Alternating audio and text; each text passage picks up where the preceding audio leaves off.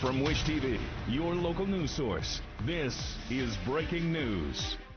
Now at 10, Virginia Commonwealth University out before the team even hits the hardwood. The team is the first force from March Madness because of COVID-19 protocols. Tip-off between VCU and the University of Oregon did not happen tonight at the Indiana Farmers Coliseum. Good evening, I'm Nina Criscolo. We start with that breaking news. Let's bring in News 8's Olivia Ray with the latest. Yes, unfortunately, Nina, I think this was everyone's biggest concern as we approached this tournament was that COVID-19 protocols or issues would hit the teams here in Indy and things would have to cancel as they did today. So unfortunately, that was the first team to go here today. The NCAA chose the March Madness bubble format for this reason here in Indy, and it's why they have strict protocols in place. Here's what we do know at this point now. VCU had its first positive surface on Wednesday, then two more positive surfaced yesterday night. This prompted a review from the Marion County health officials and the NCAA, who ultimately decided allowing VCU to move forward to play its game against Oregon tonight would be just too risky. So the NCAA released a statement saying this decision was made in consultation with the Marion County Public Health Department.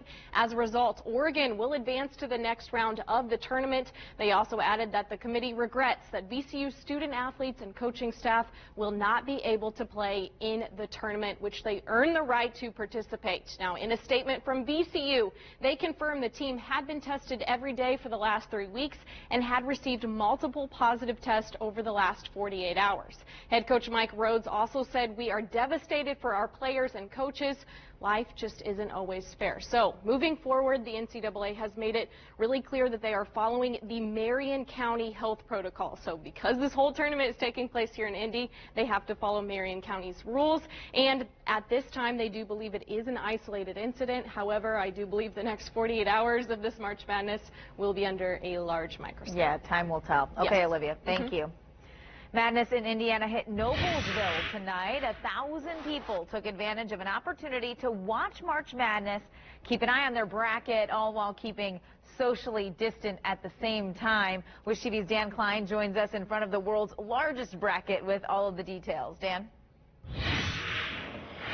Yeah, and with all that's going on right now, it may just be the world's largest watch party in the last year or so. The city of Noblesville pulling out all the stops to help people feel a sense of community after a long year of isolation.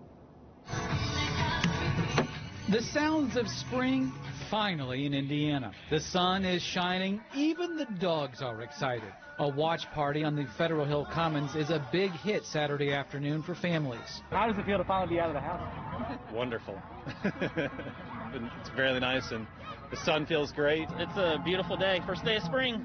Get outside. Basketballs are in the air. Well, not the full-sized ones, but the game on the big screen is a big attraction. Discussing if we just sit around the house where we've spent, the past year, or come out and, have some fun. So it was a pretty easy choice. Still, something else feels a little different. A community coming out of hibernation, even as the heaters are aflame. It's what the city had in mind, finding some fun, but in a safe way in a pandemic.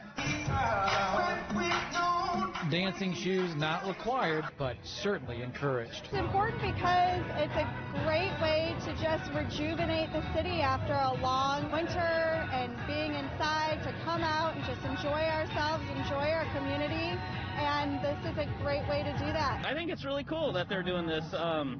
They do a lot of really neat events here at this park. Capacity was capped at 25%. Masks encouraged if getting together with non-family members. Still, on this day, a sunny Saturday, March Madness brings some gladness to families of all ages. For those here, it feels like something more, a glimpse of what people hope is ahead. An Indiana spring and summer that feels like 2019, not 2020. I think so. I hope so. Back to feel a little bit closer to normal. And the party wrapped up after dark 2 hours ago at 8 o'clock. The cost to the city was $3,000 plus the cost of the rented big screen. Reporting live downtown, Dan Klein, Wish TV, wishtv.com, and be sure to follow us on Facebook. Looks like lots of fun. Thanks, Dan. We have eyes on our Bracket Bonanza leaderboard tonight. If you filled one out on wishtv.com, you can compare yours to ours here at Wish TV. We welcome a little trash talk on the social media, our weekend staff right now. There's the leaderboard. I got to give a little bit of a shout out to Dan because he's actually leading. He just isn't on the leaderboard. I'm up there with 40 points, then Tara, followed by Olivia, and Brenna and Marcus tied. How fitting. I don't think I'm going to stay up there very long. No,